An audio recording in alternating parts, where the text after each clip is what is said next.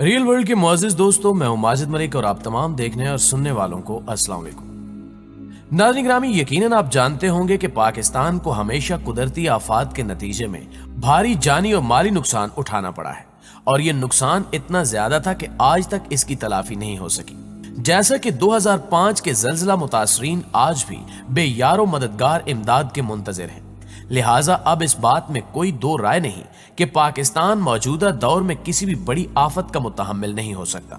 लेकिन अफसोसनाक तौर पर आलमी माहिरीन ने पाकिस्तान के लिए खतरे की घंटी बजा दी है, जिनके मुताबिक पाकिस्तान अनकरीब बड़े ज़लज़ले की लपेट में आएगा, जिससे बड़ी तबाही फैलने का खदशा है। आज की ज़ेरे नज़र वीडियो में हम इसी मुतल्लिक गुफ्तगू करेंगे और जानेंगे कि ये ज़लज़ले कब और कहां आएंगे और अगर आए तो कितना नुकसान हो सकता है। मुअज़्ज़िज़ ख़वातीन व हज़रात, आलमी माहिरीन की इस रिपोर्ट के मुताबिक पाकिस्तान के 70% इलाके ज़लज़ले की खतरनाक फॉल्ट लाइन पर मौजूद है, यानी पाकिस्तान का तकरीबन 2/3 इलाका फॉल्ट लाइन पर है, जिसके बायस पाकिस्तान के बड़े बड़े इलाकों में किसी भी वक्त ज़लज़ला आ सकता है।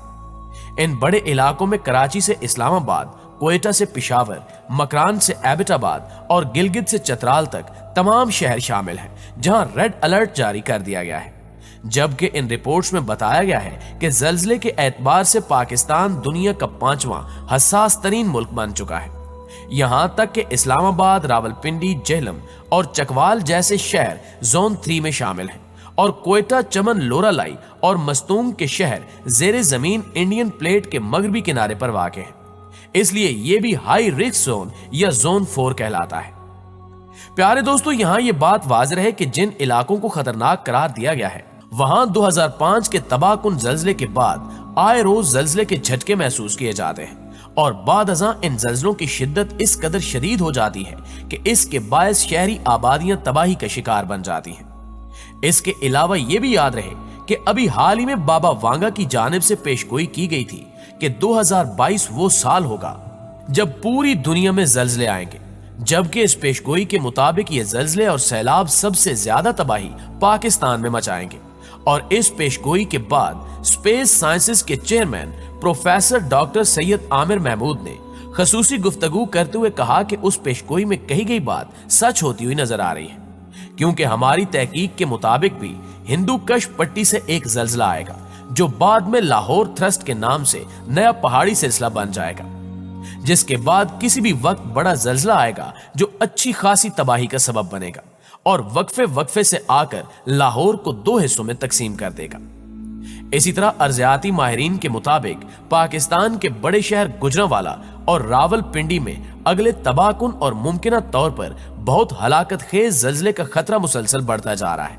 जिसके खिलाफ हुक्काम की ताहाल तैयारी कतई नाकाफी है।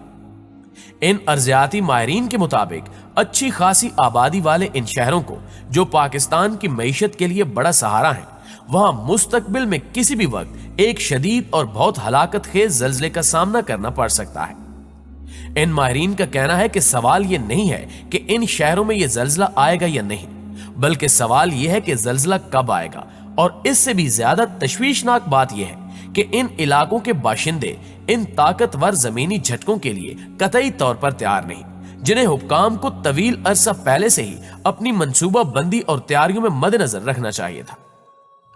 मुअज़्ज़िज़ दोस्तों, याद रहे कि पाकिस्तान की तारीख का सबसे बदतरीन ज़लज़ला 8 अक्टूबर 2005 का था, जिसे पाकिस्तान की तारीख में कुदरती साने के दिन के तौर पर हमेशा याद रखा जाएगा।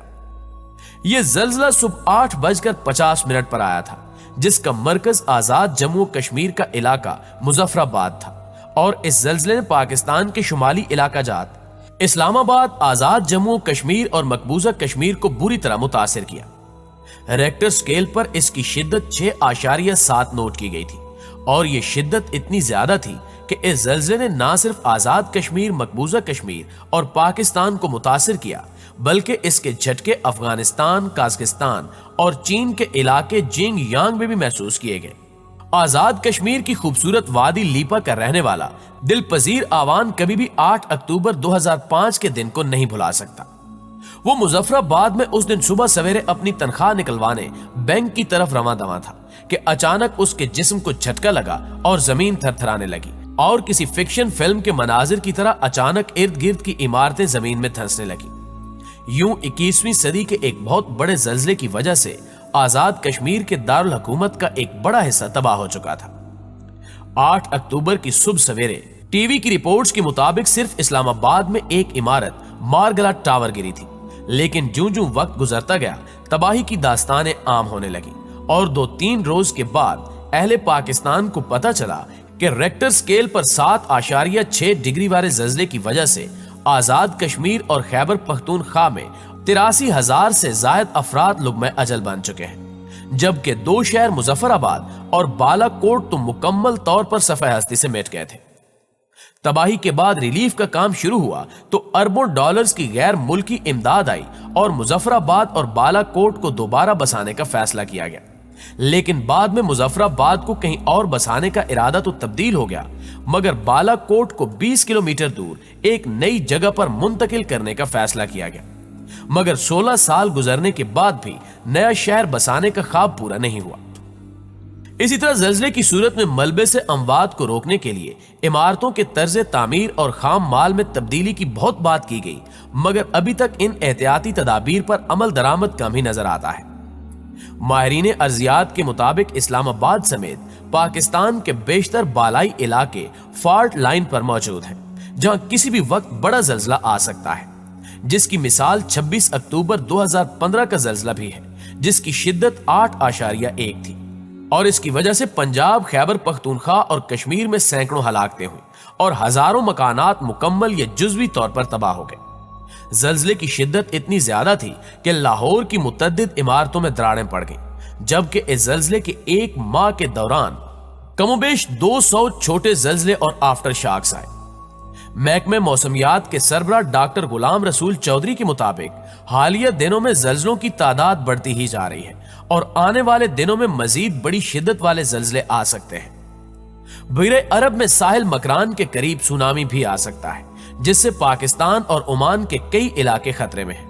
اور اس سے بھی خطرناک بات یہ ہے کہ پہلے 80% سے زائد زلزلوں کا آغاز کوئے ہندو کش کے سلسلے سے ہوتا تھا، لیکن اب زلزلے کے نئے مراکز ہزارہ اور کشمیر میں بھی پیدا ہونے شروع ہو گئے ہیں۔ پیارے ساتھیوں، یہاں یہ پہلو بھی ہے کہ زلزلے تو آتے ہی رہیں گے، لیکن اصل مسئلہ یہ ہے کہ اس سے ہونے والی تباہ کاریوں کو کیسے روکا جائے۔ اس وقت کراچی، لاہور اور اسلام آباد میں پاکستان کے بڑے شہروں میں آسمان سے باتیں کرتی بلند و بالا عمارتیں عام ہیں، جن کی تعمیر میں کنکریٹ اور شیشے کا بہت زیادہ استعمال کیا گیا ہے، لیکن زلزلے کی صورت میں یہی عمارتی مٹیریل مکینوں کی موت کا سبب بن جاتا ہے۔